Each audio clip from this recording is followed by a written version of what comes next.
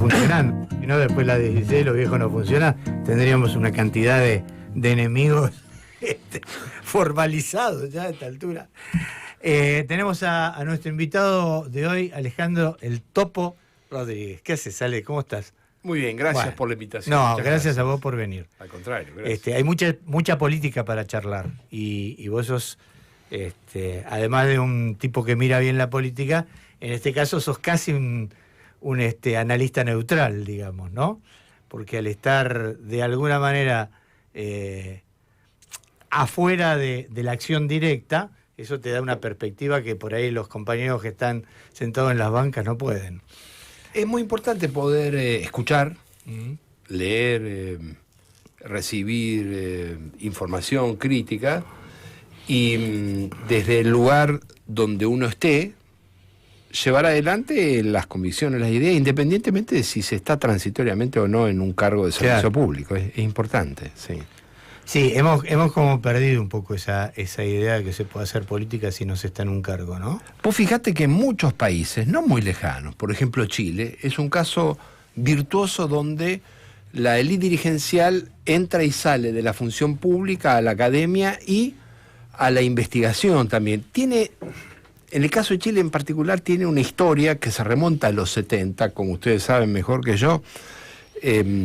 El exilio chileno fue un exilio que fue recibido con solidaridad en el mundo. Claro. Porque si no estaba el Partido Socialista, estaba Moscú, y si no la Democracia Cristiana Internacional. En cambio, nuestros exiliados, no digo que fueron parias, pero no tuvieron un sistema de solidaridad y de inserción.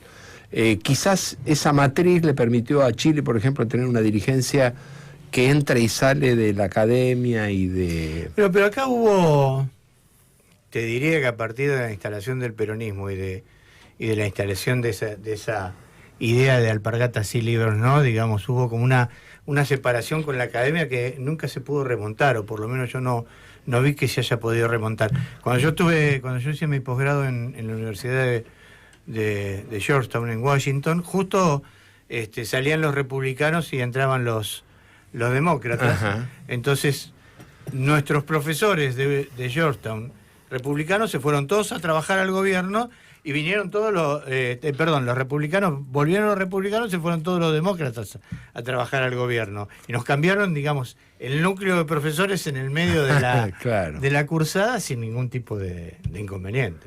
Acá hay una función que los partidos políticos no hemos cumplido, que es justamente la de la formación sistemática de cuadros, de personas, incluso de ciudadanos que puedan no pertenecer a la propia fuerza política, y tampoco hay una cultura de formulación de programas de gobierno. En todo caso, como ustedes saben, la formulación del programa de gobierno es un trámite más, casi burocrático administrativo, para cumplir... Estás hablando con dos titulares del Instituto Nacional de Capacitación Política. Bueno, es importante. Fue titular en qué año? En 2003 a 2007. Es importante. Y yo del 2019 al 23. Bueno, es cierto que hay una imposibilidad de mirar a los institutos de capacitación política, más allá del INAP, que es para los funcionarios.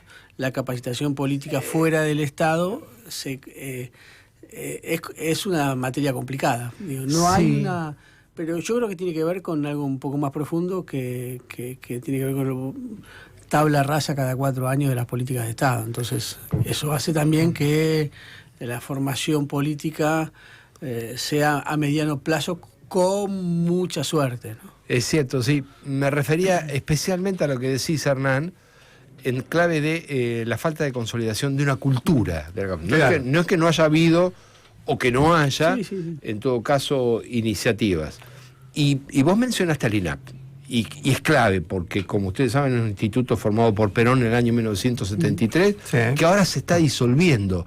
Y ese es el otro componente que Argentina tiene muy débil, que es la formación permanente del servicio civil. No estamos hablando ahora de la política, sino del servicio civil.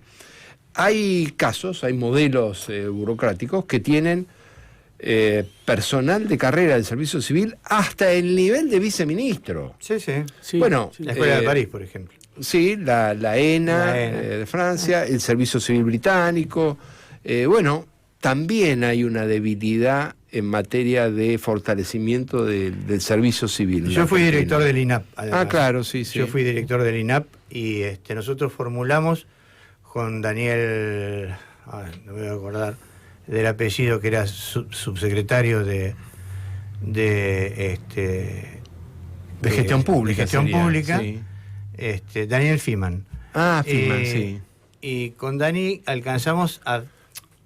armamos un programa de formación, y de formación destinado al ascenso, o sea, a ocupar los lugares que estaban vacantes con personal de la misma casa, claro, digamos, claro, ¿no? sí, sí, sí. Y lo negociamos y llegamos a negociarlo con los dos gremios importantes, con Sí, ATE y con UPCN, claro. y con buen resultado. Y cuando lo fuimos a llevar a cabo, esto yo lo puedo decir con absoluta tranquilidad porque fue lo que ocurrió, se pelearon Cristina Kirchner con Rodríguez, con el de UPCN. Ah, con Andrés Rodríguez. Con Andrés Rodríguez, porque Andrés Rodríguez había tomado, qué sé yo, un área del gobierno que tenía que ver con las automotrices, con el registro automotor. Había tomado las cosas del registro automotor y Cristina se enojó. Digo, estoy hablándote del final del periodo 2007-2010, con lo que llegó ese final, ella religió, pero nosotros quedamos afuera, digamos, ¿no? Y por supuesto no se retomó nunca ese sistema que habíamos terminado resolviéndolo. Difícil, en una negociación que duró más de un año. Sí. Pero sí, hay una grave deficiencia en términos. Además, porque en ese momento no se encontraba, por ejemplo, ¿cómo te podría decir? Reconocerle a aquellos que tenían, de alguna manera, la formación práctica, ¿no? Los viejos trabajadores del Estado, cómo reconocerles los ascensos y los aumentos de sueldo, claro, cuando no traían una formación universitaria, formal, que claro, era la más fácil de ordenar, ¿no? Claro. Y habíamos encontrado una fórmula que tenía que ver con la transferencia de conocimientos y con la formación de nuevos cuadros en las aptitudes que tenía esta gente, y lamentablemente no pudimos hacerlo. Pero sí, tenés absolutamente razón en ese sentido. Pero tampoco la imitación de alguna forma de gobierno, como por ejemplo los administradores gubernamentales, terminaron dando resultados en nuestro país. Es cierto, fue una idea quizás algo utópica, explicado también por cierta desconfianza razonable en los cuadros administrativos que precedían y que por lo tanto persistían, que habían sido administradores durante la dictadura. Claro. Entonces quizás en la cabeza de Alfonsín estaba un poco construir mucho más rápida y precariamente la noción de la ENA francesa, claro, y tener un cuerpo de administradores con compromisos democráticos. Sí, sí. Pero es cierto, lo que vos decís, 1, 2 o 3 camadas, y finalmente allí terminó. Yo tuve muchos asesores de claro, 3 camadas, con buenos asesores. Sí, además, que finalmente terminan autoasignándose sus propios destinos, es decir, no tiene conducción ese cuerpo. No.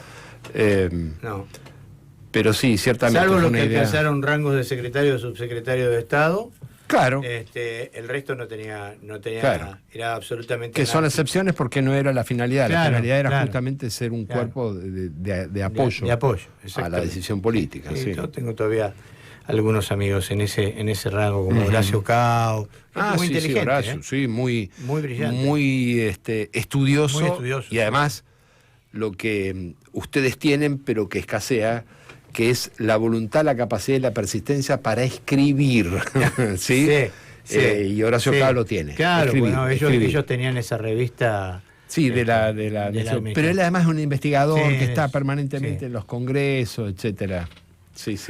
¿Cómo ves que avanza esto del debate parlamentario? Bueno, comentábamos con Hernán hace unos minutos, da la sensación de que de los 3 proyectos, el de jubilaciones y el de discapacidad no avanzaría, y que sí eventualmente podría aprobarse el de la distribución de algunos recursos, los que están vinculados a la recaudación del impuesto a los combustibles y distribuir entre las provincias el saldo remanente que no se aplique anualmente de los ATN. Sí. La verdad, más vale tarde que nunca, más vale algo que nada, pero son malos proyectos.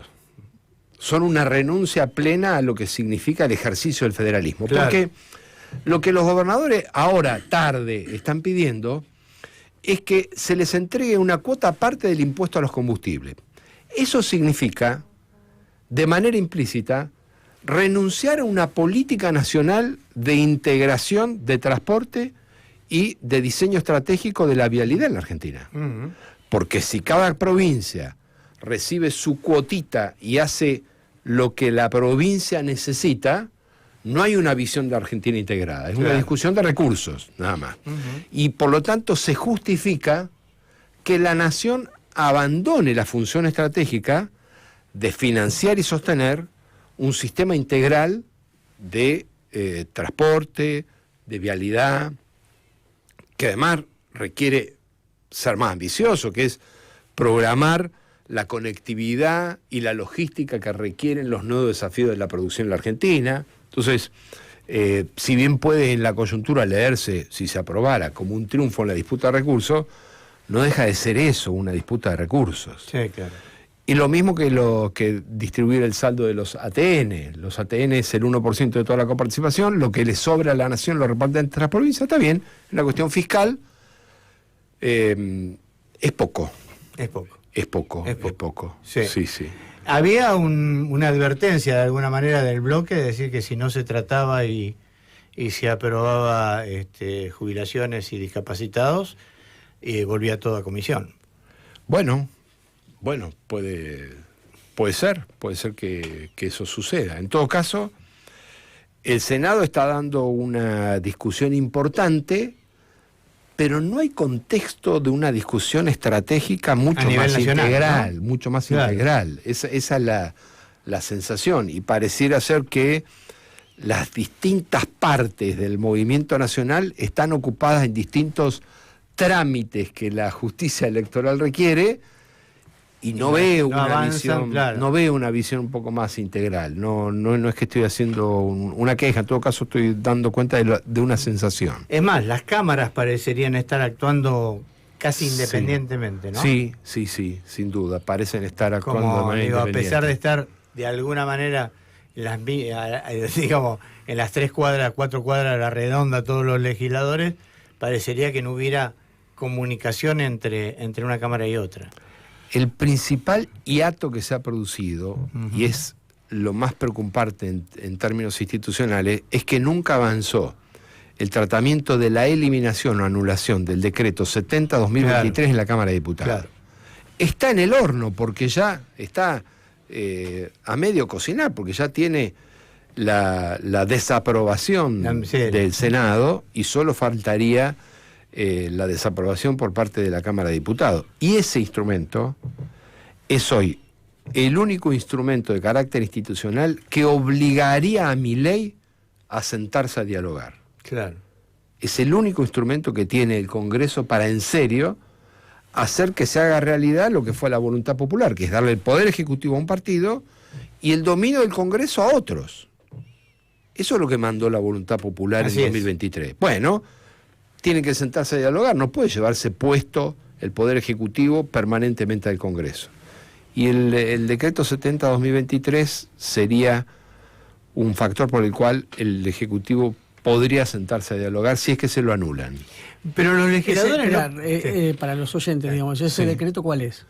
En el primero, año 2023, en diciembre, pero te agradezco porque es importante detallarlo y recordarlo, el presidente Milei aprobó un decreto de necesidad de urgencia con su firma y la de todos sus ministros que prácticamente le asigna superpoderes.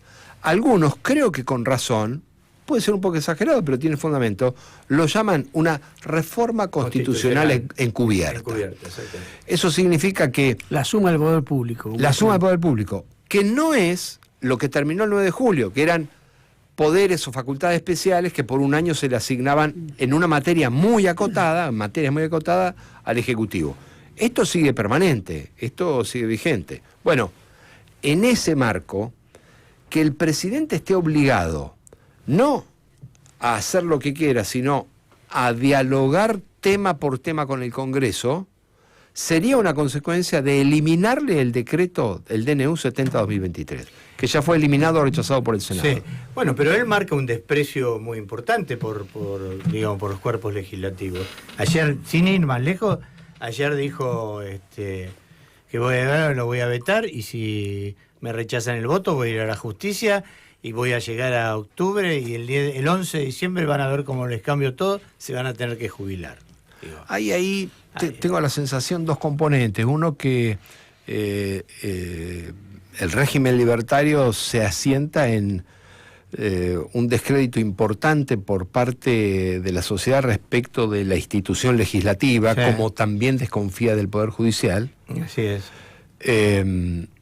Y por otro lado, un sesgo cada vez más fuerte a la consolidación de un régimen tecnocrático, cuya diferencia con el régimen democrático es que la tecnocracia pretende reemplazar el proceso de decisiones propio de una democracia popular representativa por el supuesto dominio del conocimiento experto. Y eso es Sturzenegger. Sí. Es decir, no sirve esta ley que aprobó el Congreso, no sirve esta norma, no sirve este procedimiento. Sí, no sirve esta institución. Porque el conocimiento experto que él y su equipo tienen, así lo dictan. Claro. Por lo tanto, la mejor forma de tomar decisiones no es perder tiempo en el Congreso. Es el Estado burocrático autoritario. Correcto. Pero ahora correcto. Me parece que se le da una vuelta de tuerca con la inteligencia artificial, además. No solamente el conocimiento adquirido de los funcionarios, sino también la posibilidad de mediatizar las decisiones por inteligencia artificial. Ya Milei dijo, la reforma del Estado la vamos a hacer mediante inteligencia artificial. No la puede aplicar todavía, pero en el discurso de la legitimación de la toma de decisiones autocráticas tiene que ver también con esta lógica de que yo sé, todos los demás no saben, ¿no? Sí, es interesante el capítulo que mencionás, porque cuando el año pasado Milei vino de Estados Unidos luego de una reunión con el cuerpo directivo y los profesionales del staff de Google, e hizo una parada en El Salvador, sí, y tuvo un diálogo con Bukele, llegó a la Argentina y en la sala de conferencias, en la sala de prensa, anunció que iba a aplicar la reforma del Estado por inteligencia artificial. Obviamente, él no está obligado, nadie está obligado a conocer, pero es un bruto total, no tiene ni idea de lo que está hablando, porque la aplicación de dispositivos tecnológicos para una supuesta reforma del Estado en El Salvador consistió simplemente que en educación se aplicó un dispositivo, una aplicación de Google, que es el Google Classroom. Luego se utilizó sencillamente un sistema de digitalización y de soporte magnético en el registro de propiedad de El Salvador, es decir, el catastro, simplemente digitalizarlo, ¿sí? Ajá. Y en salud, la famosa y nunca bien ponderada digitalización de lo que son las historias clínicas. ¿Sí? Punto. Eso no es una reforma del Estado. Eso es prehistórico. No es la utilización de inteligencia artificial. De ninguna manera. Ahora, Hernán, ponés un tema que es apasionante y que lo llevó al Papa Francisco el 14 de junio del año pasado, hace un poquito más de un año, en Italia, frente a los presidentes del G7, a plantear su conferencia sobre la inteligencia artificial, e hizo una advertencia. Es un instrumento que puede resultar muy útil, pero la toma de decisiones no se le puede entregar a la inteligencia artificial. Claro. Tiene que ser humana. Y ahí me parece que vos ponés el dedo en la llaga, que es, uno puede y además debe utilizar las ventajas de la tecnología para hacerle la vida más feliz a la sociedad. Claro, exactamente. ¿Sí? Pero respecto de qué se decide y cuál es la finalidad, el destino de una política, de una nación, de una comunidad, eso no se puede entregar a la inteligencia artificial. El Papa Francisco incluso lo pone en el extremo de las armas decidiendo a quién matar. Claro, claro. Y entregar esa decisión a la inteligencia artificial. Así que sí, creo que hay un juego más que interesante entre la inteligencia artificial y el proceso de toma de decisiones. Y además el discurso tecnocrático siempre fue liberal o neoliberal, ¿no? La idea de lo que hay que hacer, la única respuesta posible, la naturaleza de la economía, No son todas, la inexorabilidad sí, de son las... todas construcciones literarias, digo, yo diría casi ciencia ficción. artificios literarios, poéticos, ¿no? Para decir que en realidad se hace lo que uno quiere hacer y nada más, ¿no? Exactamente. Que no hay posibilidad de consenso y que no hay posibilidad de conflicto y que no hay política, ¿no? Y que no hay política. Donde hay exceso de técnica no hay política, ¿no? Sí. Che, vamos a leer un par de mensajes.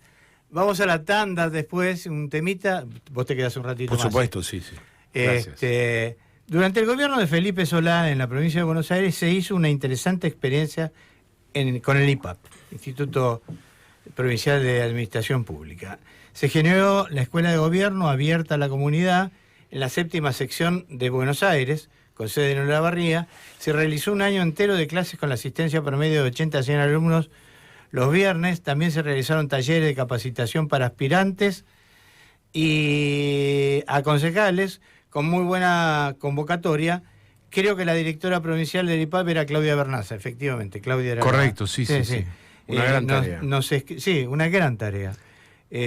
Nos escribe Eduardo Santellán desde Olavarría. Vamos a la tanda, amigo.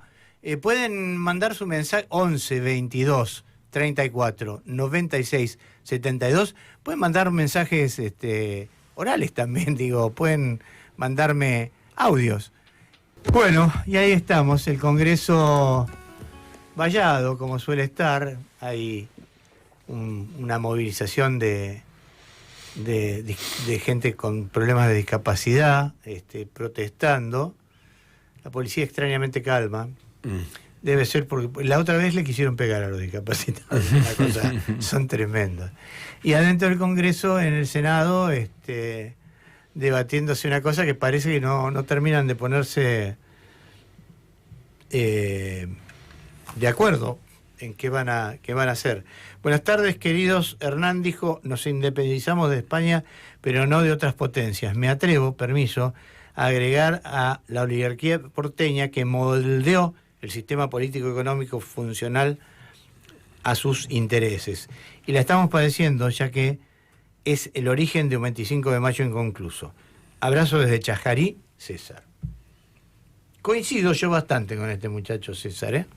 El 9 de julio es una cosa que hay que mirarla más. Vos ayer le reconocías en Twitter, digamos, la decisión de esa cosa de independencia y hacías una crítica a los que quieren ser dependientes diciendo que un par de boludos dirían en este momento que se equivocaron, ¿no? Claro, saldrían a escracharlo por Twitter. Claro, saldrían a escracharlo. No, este muchacho la prida, qué pelotudo. Claro, qué pelotudo. Pero bueno, ¿cómo sigue esto, Topo? Porque yo lo que estoy viendo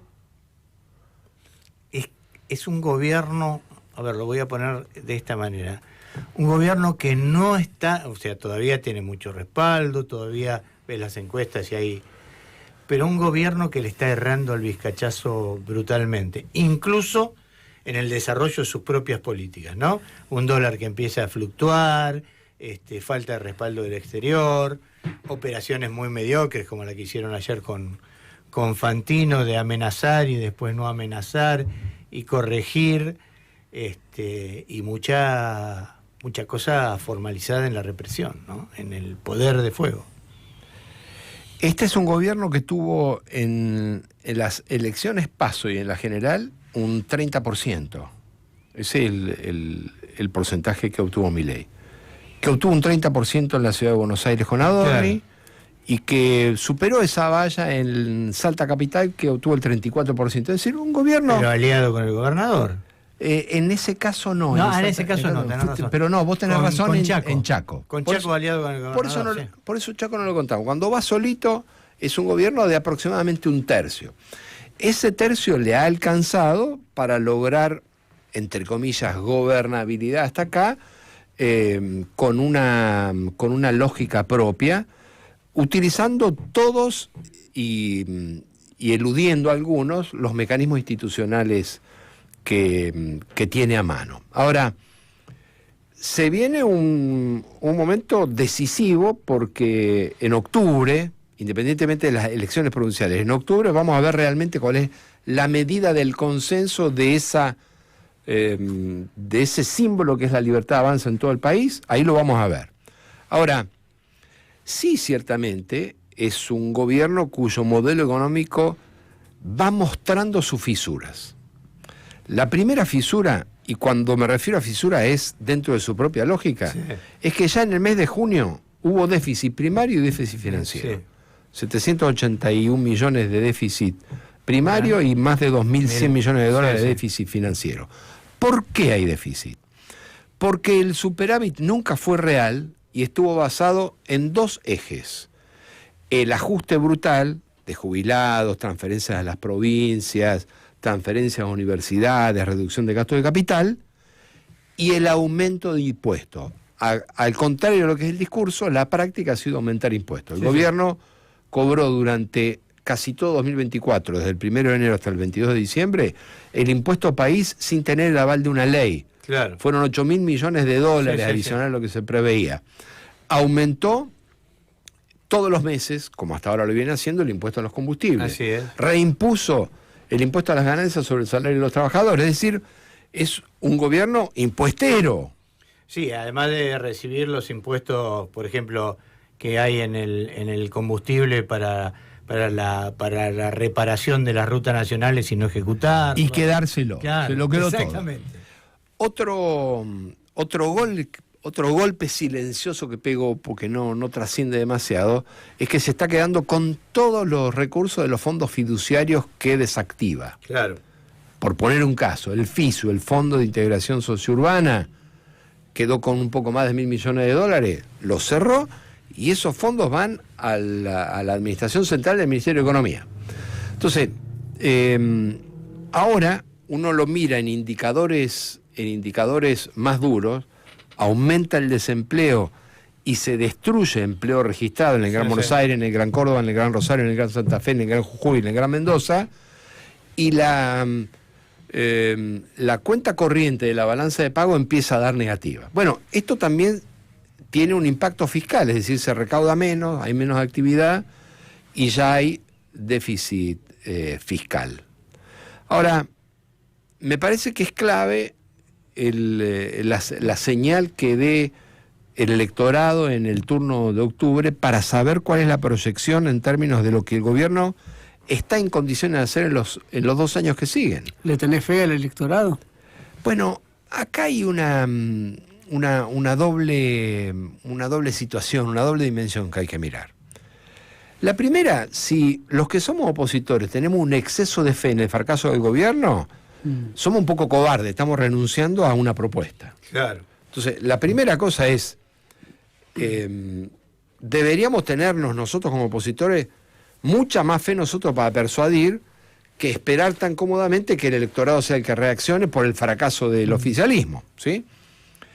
Y la segunda es que sí hay un sector silencioso de la sociedad que puede optar entre no volver a darle la confianza, votantes del peronismo le dieron la confianza a Milei en el balotaje, o, y esto sería lo más riesgoso, permanecer en silencio y no ir a votar. Claro. Todo eso depende de nosotros como oposición. Es decir, tenemos que tener las condiciones como para proponer un camino de salida alternativa. No se puede ir solo con lo que hemos hecho hasta ahora y que no es muy lo hay valioso. hasta ahora, ¿no? No lo hay. No lo hay. Hay hasta que ahora hay proponer más bien... solo crítica. Sí. ¿Sí? Proponerle un camino de salida, especialmente para el horizonte que falta de aquí a 2027, pero también de 2027 en adelante, y ser muy firmes en lo que significa poder ponerle límites en el Congreso mientras tanto. Claro. Ahora, yo no veo que el peronismo tenga una propuesta de un porqué más allá de la oposición, que no es menor, porque ha habido un sector muy importante del Congreso y de los gobernadores que se han autodenominado amigables. Entonces, ser opositor ya es un valor. Sí. Ahora, nosotros necesitamos comunicarle al pueblo argentino que vamos a reconstruir la infraestructura federal para la competitividad, la comunicación y el desarrollo que ha destrozado este gobierno. Tenemos que tomar las banderas de la digitalización y garantizar que en la Argentina la conectividad universal, como si fuese el nuevo nombre de la justicia social, la va a garantizar el peronismo y no una empresa norteamericana de un magnate que tiene un acuerdo con el presidente Milei. Porque hoy la conectividad y frenar el extractivismo de datos. Bueno, digamos, ¿no? La conectividad y el cuidado, el resguardo, la privacidad de los datos son un nuevo nombre más para la justicia social. Y el peronismo no puede no participar de ese debate. Hay que reconstruir las capacidades de ARSAT y trabajar con el sector privado. ¿Con qué sector privado? Con cientos de cooperativas de servicio en todo el país, que funcionan, que tienen relación con sus clientes, y hay que permitirle además que ese desarrollo sirva no solo para la comunicación, sino para la producción, la competitividad. No hay ruralidad y arraigo si nosotros no tenemos conectividad universal. Claro. Antes era la electrificación, ahora además es también la posibilidad de la conectividad universal. Luego, yo tengo la ilusión de que un próximo gobierno cambie el enfoque de política económica y tengamos una política que promueva la producción nacional y el trabajo de los argentinos. Pero esa ilusión va a ser inviable si no tenemos un programa de formación y recalificación laboral de adultos y de jóvenes.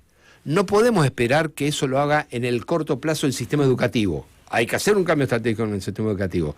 Pero en 6 meses tiene que haber una cruzada nacional de formación y recalificación laboral para que las capacidades ofrecidas en el mercado coincidan con lo que las empresas están demandando como un perfil ocupacional. Y eso hay que hacerlo desde el Estado Nacional, con las provincias, con los sindicatos y con las empresas. Te iba a decir, con las provincias, porque eso hay que hacerlo localmente también, exactamente, ¿no? Tiene que haber un cuerpo general, una orientación general, y luego específicamente por región y por sectores, con los sindicatos y con las empresas. Y cuando digo empresa, digo las pequeñas y medianas empresas especialmente. Ahora, de todo eso hay que dar cuenta en un programa, en una idea, en un plan estratégico, porque de lo contrario queda corto el tema de ir a una elección solo a oponerse. Hay que oponerse con una visión de futuro o de mediano plazo. A mí lo que me parece es que todavía el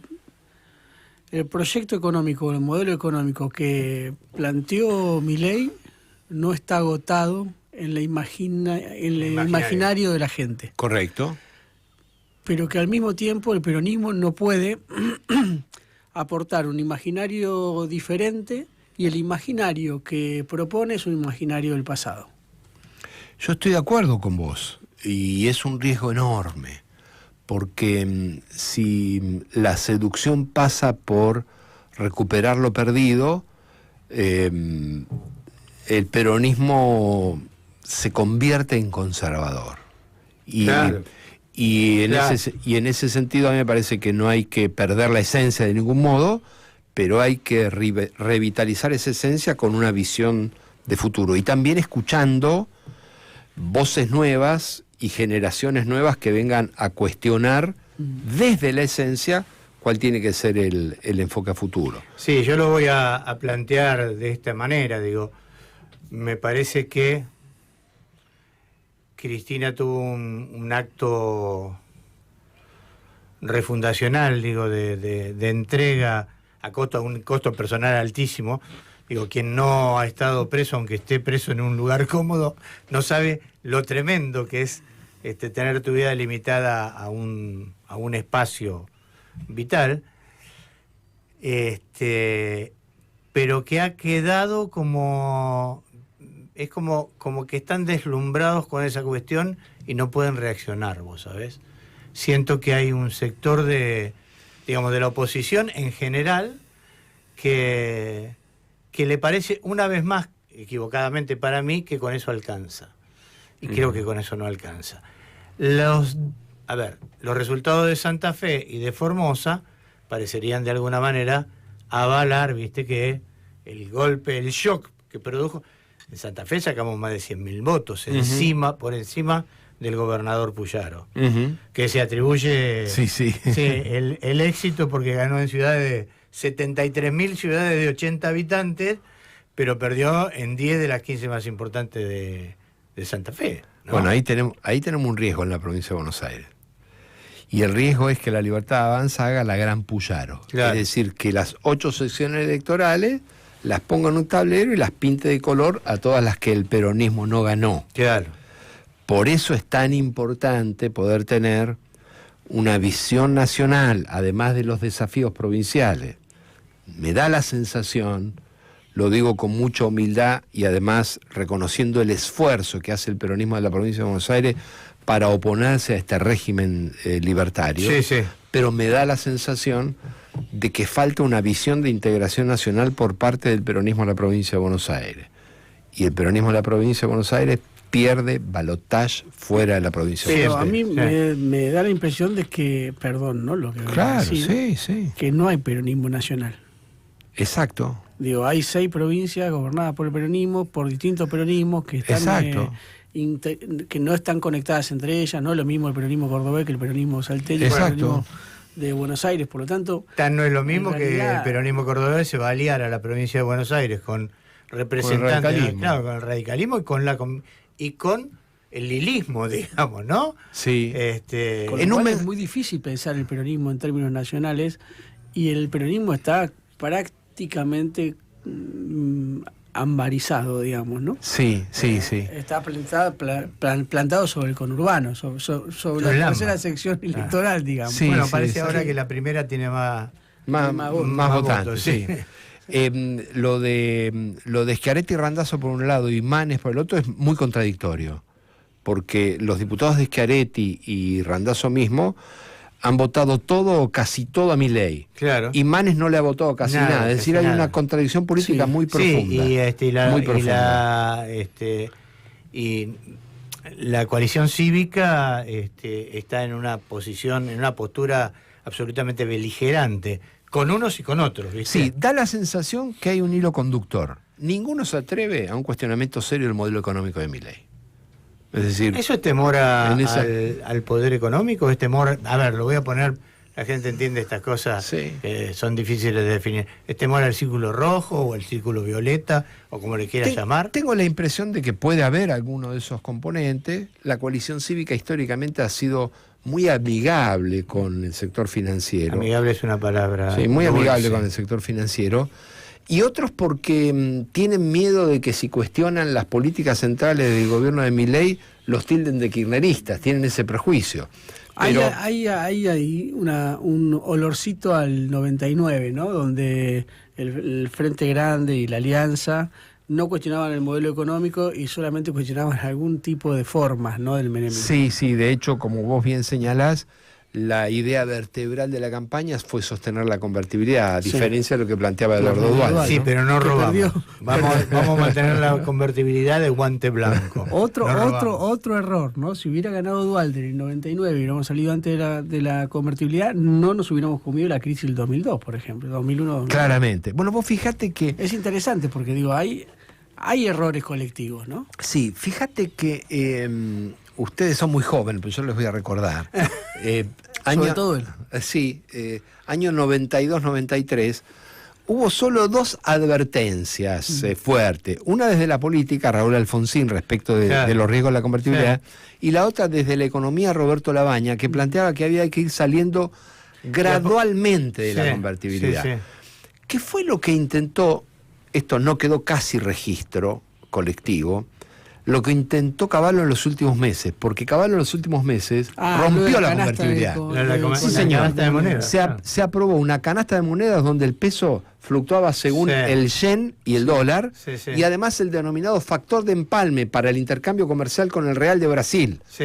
Pero no había posibilidad de sostenerlo porque ya la convertibilidad Sí. estaba destruida. Destrozada, sí. Pero yendo a tu afirmación, esos errores colectivos son errores también especialmente dirigenciales por no tener el coraje de plantear que hay algunas políticas que tienen un límite y que es necesario cambiar en un determinado momento, no cuando se destruye. Bueno, pero al modelo cordobés le pasa un poco eso, al cordobesismo. El modelo cordobés no es el modelo de Milei. Es un modelo de mucha obra pública, es un modelo de intervencionista, aunque es un gobierno que uno podría decir culturalmente más conservador. pero a mí me da la impresión que tampoco hay ánimo ahí de confrontar seriamente con el modelo de Milei. Tengo la impresión de que la presencia de Milei ha cambiado varios de los ejes de la política argentina y le ha pegado en el espinazo al cordobesismo. Porque, salvo Natalia de la Sota, Sí. el resto trabajó para el triunfo de Milei. Sí, claro. Así es. Y Milei está destruyendo a Córdoba, Sí. no solo a la provincia en términos financieros, sino al campo. Mucha dirigencia del campo es capaz de fundirse antes de criticar a un gobierno no peronista, pero le está pegando al campo, le está pegando a la industria y obviamente también a la clase media trabajadora.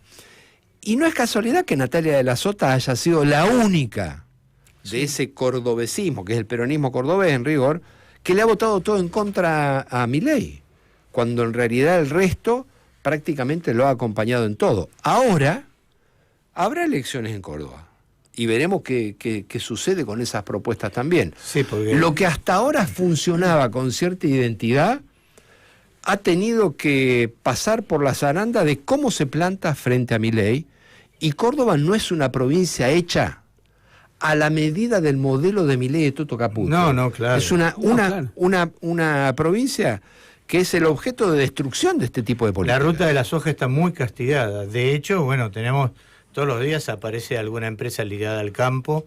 El otro día no me acuerdo cómo. Es la soja, el turismo, la industria, ¿no? El cordón industrial de Córdoba.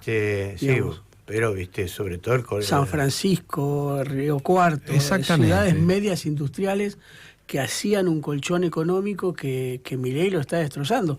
Por eso digo, hay algo ahí complejo en el cual es un modelo que no es el modelo del cordobesismo, no es igual al modelo de Milei, es yo diría contradictorio en algún punto, pero al mismo tiempo no pueden salir a la crítica del modelo de Milei porque su electorado es un electorado claramente mileísta y que los vota vaya uno a saber por qué es claramente antiperonista, ¿no? Sí, mileísta. pero votan a Schiaretti y votaron a De la Sota de hace 20 años que no hacen, uno no podría decir que no hacen algunas políticas que uno podría denominar peronistas, como la gran obra pública. Por ejemplo. Entonces, hay ahí algo complejo. Digo, el boleto estudiantil en Córdoba es una de las pocas provincias que tiene boleto estudiantil, digo, salvo la provincia de Buenos Aires. Por eso digo, hay algo contradictorio ahí en el cual no pueden salir de ese enganche. Vos hablas de Natalia de la Sota tiene una buena ubicación, ¿por qué? Porque en algún punto no está ligada al cordobesismo clásico y está todo el tiempo negociando con tirantes con el cordobesismo. Por eso digo, ahí hay algo muy contradictorio. Digo, Yarlora, el gobernador, cuando ganó Milei y se le ocurrió decir, bueno, es una cuestión de los pituquitos porteños, bajó en las encuestas, con lo cual es muy raro ese electorado antiperonista que te vota un gobierno local peronista, pero no quiere que vos rompas con la nación, y que en el proceso anterior te votaba un proyecto cordobés de tipo peronista, pero no quería que ese proyecto cordobés estuviera vinculado con el peronismo nacional, con lo cual es muy complejo.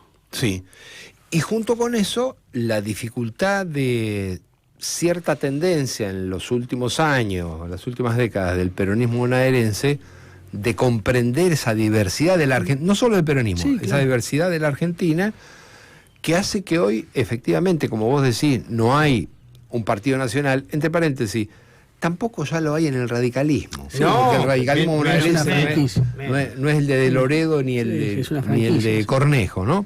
Ahora, sí es necesario ir construyendo la coalición social, productiva y política que le ponga ese límite a Milei. Y esa coalición también necesita un programa. Última, porque se termina el programa también. ¿Vos visualizás algún dirigente que pueda ponerse al frente de esa coalición? Hoy, como dirigente, no.